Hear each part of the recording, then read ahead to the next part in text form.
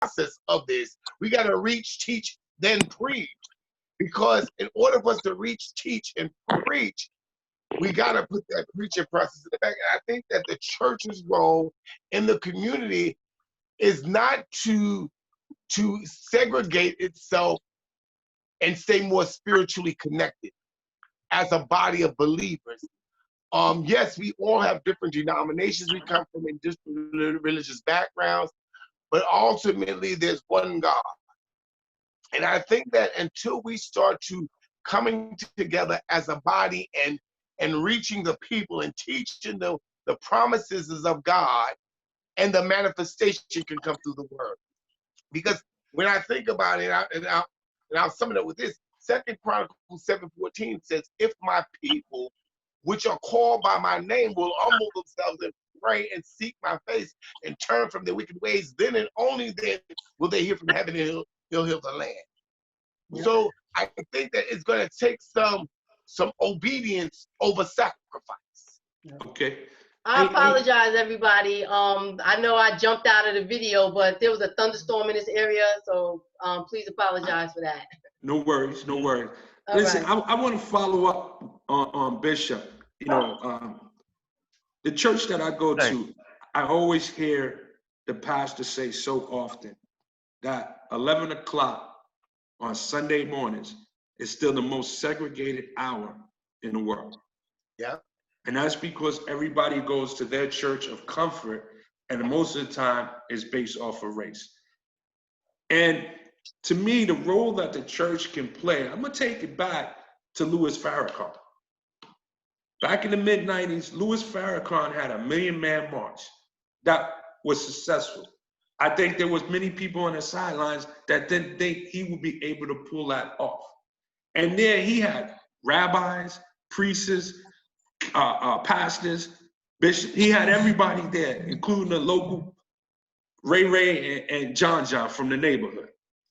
I think what the church can do to play a role to help change and cause going further is perhaps having an idea like Farrakhan and having a million, not a 1 million man march, but a 1 million pastor, rabbi, 1 million leadership walk, and have leadership from everywhere, from all the churches, women pastors, male pastors, white pastors, Jewish rabbis, whoever, just organize it, get together, and band together. Because I do think the church can play a significant role, but if we continue to have 11 o'clock hour on Sunday mornings, the most segregated hour of the day, I mean, of the week or of the month of the year, it's never gonna get better with churches not banding together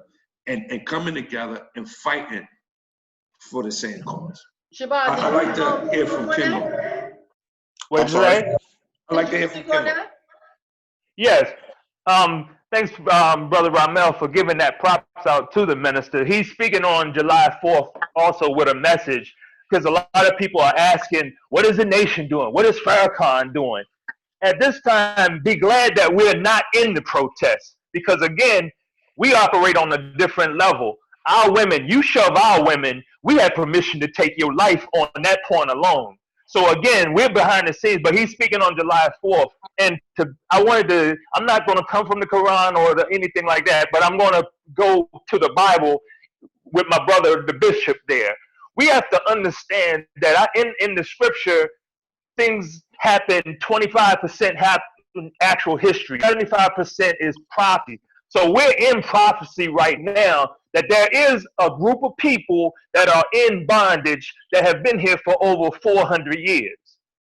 So therefore, in that whole aspect, Pharaoh had put out a decree that all of the male children were to be born, because his fear was that they would overpopulate and go join on to an army and come against Egypt. So therefore, it's a spiritual aspect that, again, that we've been in this country for 400 years. So my thing isn't about integration. It's for us to look out for ourselves. And as Moses' cry was at that time, let my people go. Right. So I look at it from a different avenue from there. And again, yeah, some of our women have been killed by the police and everything, but it's basically been the black male. And some of that is due to because we put no value on ourselves because I will kill Ray Ray because he stepped on my Jordans over dumb stuff, but that does not give them permission to brutalize us. And again, the history of the police department goes back to the Irish and the Scottish who were slave catchers. So they have never been our friends. And then Sister Shantae, the Honorable Elijah Muhammad said that wherever you have righteousness and unrighteousness, you need law enforcement.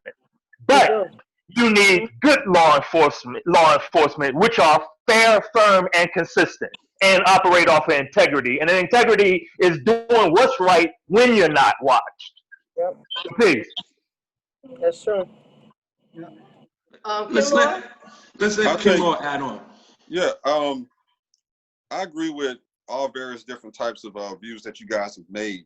One of my thoughts in regards to what the churches can do, it used to be people would go to churches back in the day for information due to the illiteracy rate in the black community. A lot of our great grandparents and whatnot did not know how to read, but more than likely they went there for political views or information that's going to the community. I think that there needs to be a time set aside where we can bring people from within that community, whether it be local officials or even as much as law enforcement, to inform people on just different aspects of why, when, and where, because knowledge is power. I think a church setting is a place where people go to listen, versus if you try to have these town hall meetings, or if you try to meet up on the streets, or if you try to meet up, everybody's wanting to shout and get their point across, and some people are listening, some people are just diverting, some people are just saying anything just to keep the fire down, you know?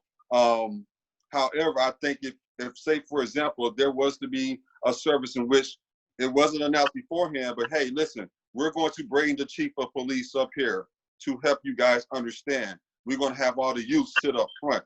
So when you encounter said these type of infringements, that this is what you need to know to do. This is what, know your rights, and this and that and the third. Make sure you have this person to contact. Make this and that and third. Informing the young working professionals on different aspects of the law. Have an attorney on hand at all times. Investing in prepaid legal services, things of that nature. Just empowering the people in some way. I don't know all the answers, but you have to empower the people in some way to understand. One thing I can give respect to Nation of Islam and Black Muslims, the ones that I know of, they're on top of their game, and that's why you don't see too many confrontations between law enforcement and those sets of individuals there.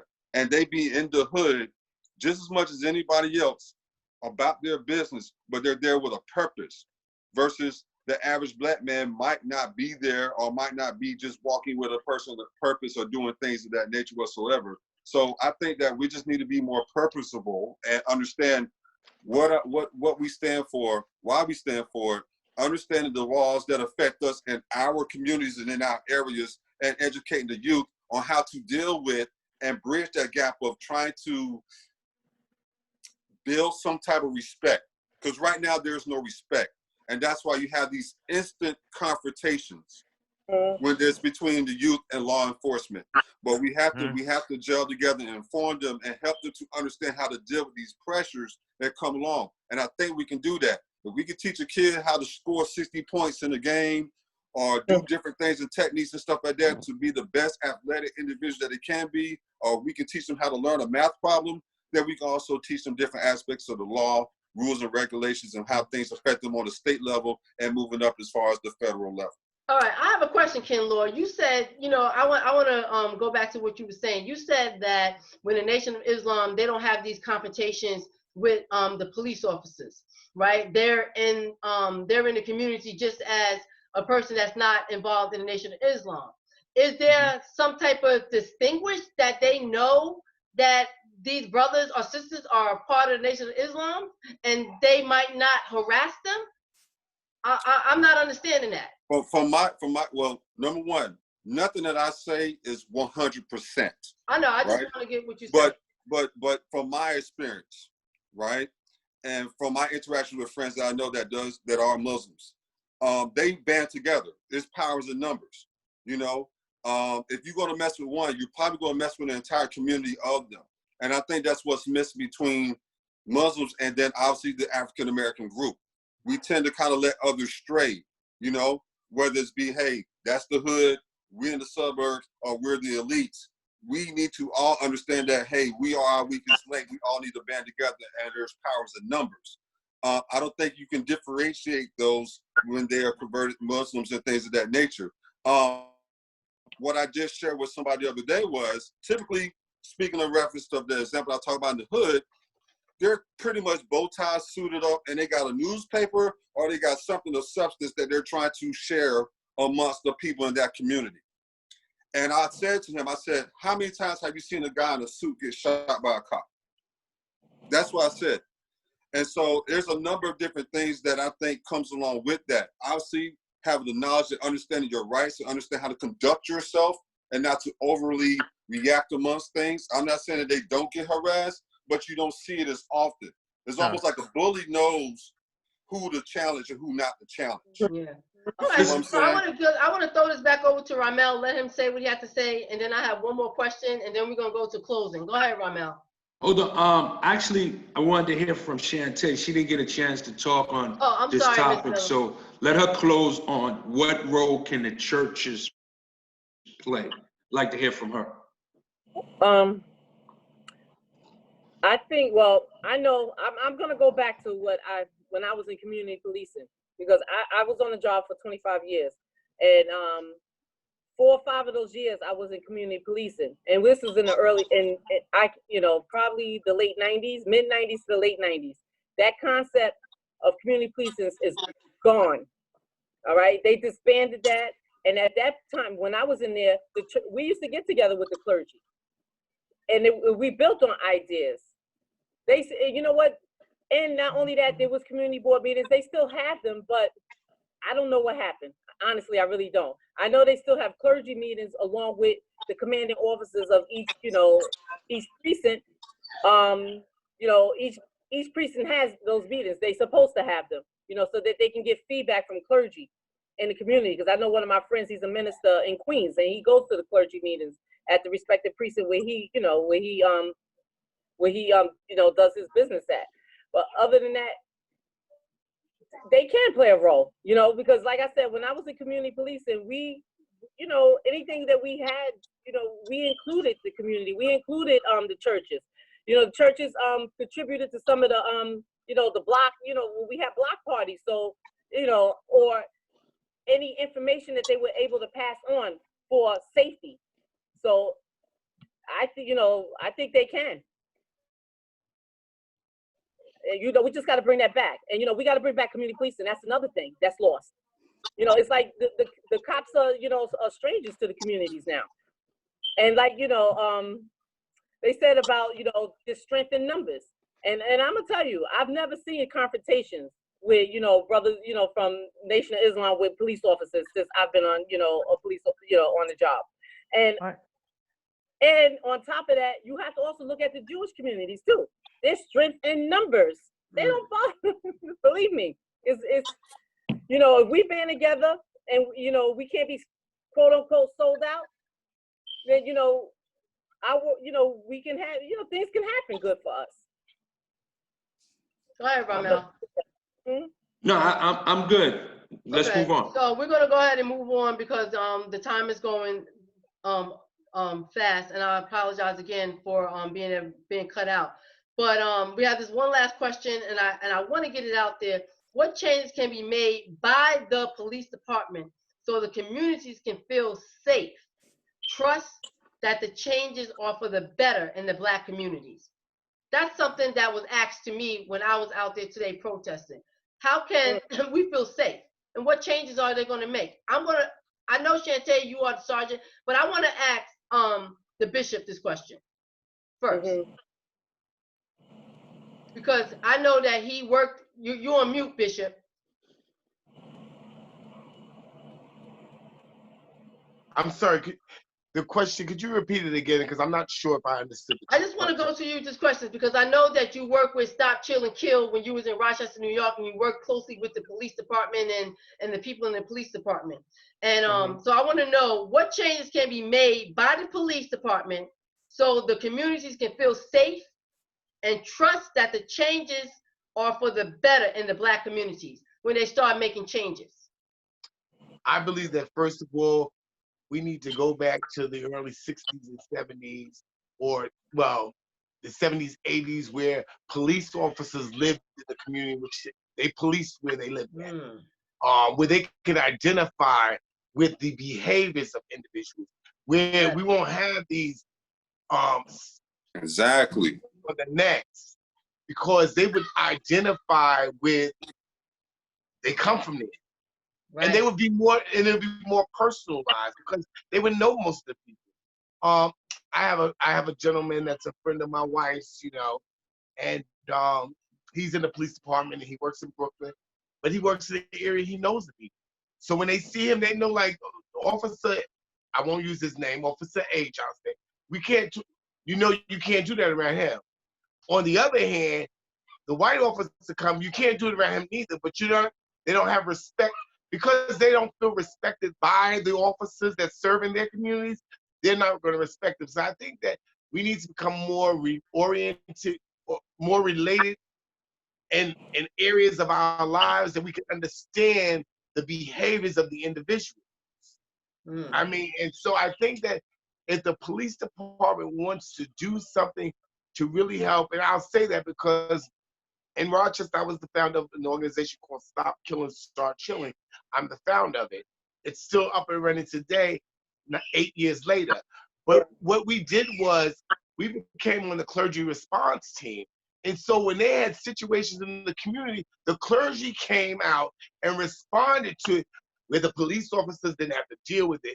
And because we were in the community and knew us, we worked together with them. So I think that in order for the police department to really, really become effective in the community, they have to line up, once again, as Sergeant Shante was saying, they got to line up together and work together for the same goal, which is to bring justice and peace. Yeah, so they can see me. I can't. Do anybody else have anything they want to add on that? Because we're going to go ahead to our closing thoughts. Sure, I'd like to say something. Yeah, community policing is very important. I think we all grew up in an area where the officer knew your age. They knew your mother's name. They knew your father. You know, they can walk by the corner store and get a free apple. You know, it was the community policing back in the days is what we need to get back to. Sergeant has mentioned it, Bishop has mentioned it, and maybe several others have mentioned it. But we need to get back to community policing. You know, when you have that community police officer that's strolling down the block and he knows the grocery owner, he knows the laundromat owner, he knows the pizza shop owner, he knows the Chinese restaurant owner, those guys become informants for him. It really, That's they do. True. They do. You know, hey, you know, so-and-so was doing this, blah, blah, blah, blah, and they become a team. But yet, those people know the community too. And guess what happens? They inform the community too. Hey, you know, Officer so-and-so was around. He know what you're doing. Right. You better take that somewhere else and cut that out. You know he knows your family. So it goes hand in hand. That's what we need to get back to. That's when the police officer job had value. Right. You know, in the 70s and 80s, you go to a career day. What do you want to be, Johnny? A police officer. What do you want to be, Billy? A police officer.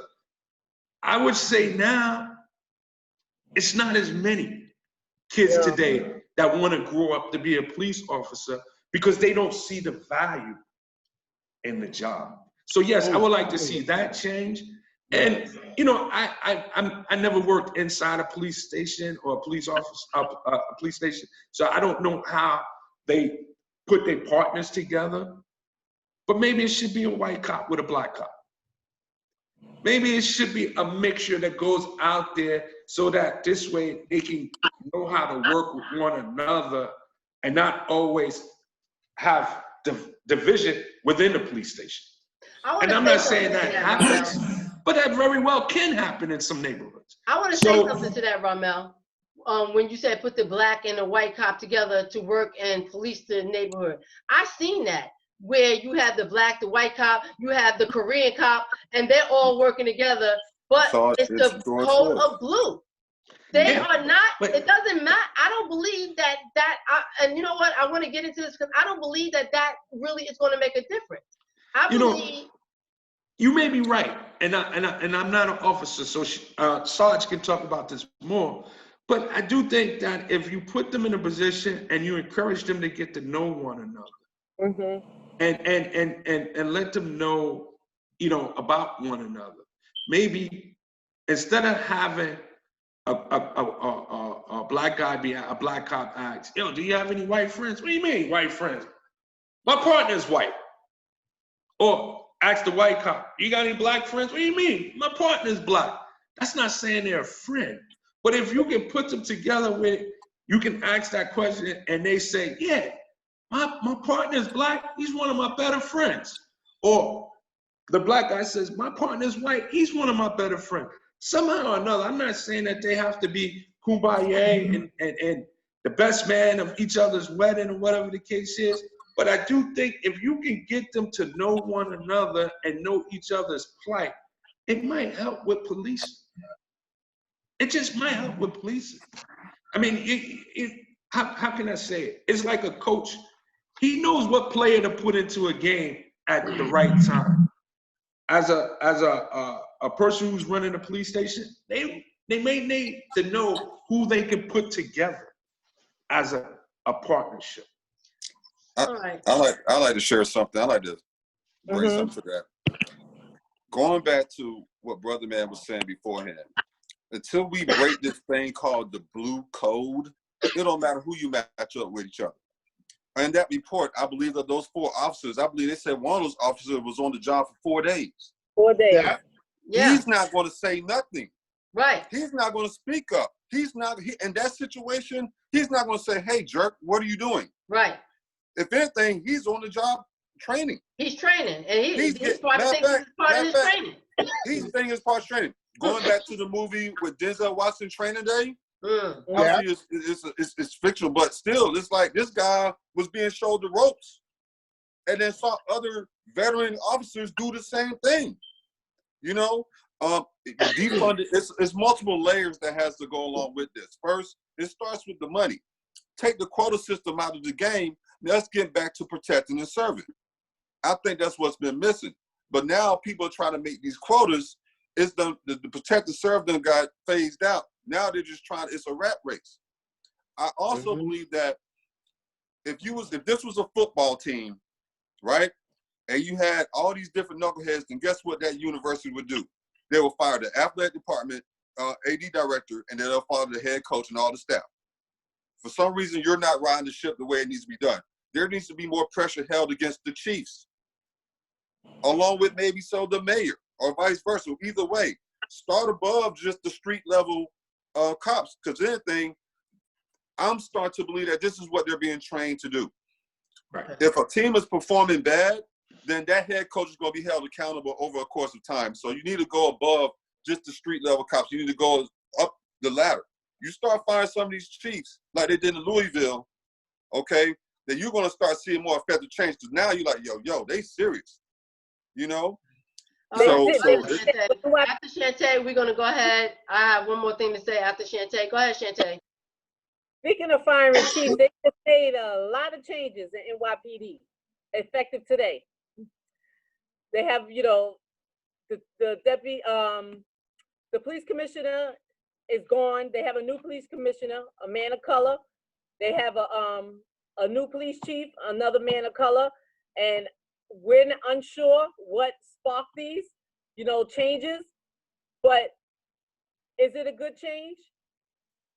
People Time look will tell. at change. We would tell because I've seen people are being held accountable, and I think De Blasio's the mayor for New York, for NYPD, for New York City. He made these changes, And I think this is what happened, you know, because of, you know, the incidents that happened during the protesting. And the COVID-19. Happened. Yeah. You know, So- I was just, before I got on this call, you know, we were going back and forth with some of my friends, and they were telling me that's currently, you know, working out there. And they were telling me, you know, these are the big changes. It's like big news. But yeah, Right. a lot of times, you know, they're not held accountable. Okay. You know, those hierarchies, they're not. So whatever, They're not. you know, this person does this, and I work in investigations, so I know they're not held accountable. Okay, so I just want to go ahead and, because we're gonna have to end this, and I thank you all for being on the panel. But I want to go back to the topic. We've been here before. I want to hear each of y'all closing thoughts on that. We've been here before. We've been here before with the protesting, the killing.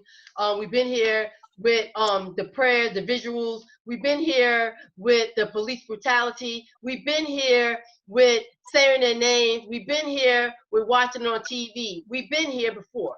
It's like Groundhog Day. We went to sleep, we wake up, and it's the same day all over. So we've been here before. What's your closing thoughts on we've been here before? Go ahead, Bishop. My closing thought is if we always do what we've always done, we've always get what we've always gotten. We just have to change things. We have to make some changes. And the changes have to be made from the top to the bottom. We have to make some changes politically, spiritually, mentally, emotionally, financially. It's time for a change. It's the time for a change. This is a new season. It makes me think of Ecclesiastes chapter 3. So every season is the purpose, every purpose is a time. And it goes on with a list of different things that transpire in time. Well, we are at the time now where people are sick and tired of being sick and tired of seeing police brutality, seeing this nation uproared, wars going all over the place, and it's just time for a change. And if we keep doing what we've done, we'll get the same results because it's always a hit up against the wall. You know, so I believe that, you know, George Floyd's death has rejuvenated the life of mankind.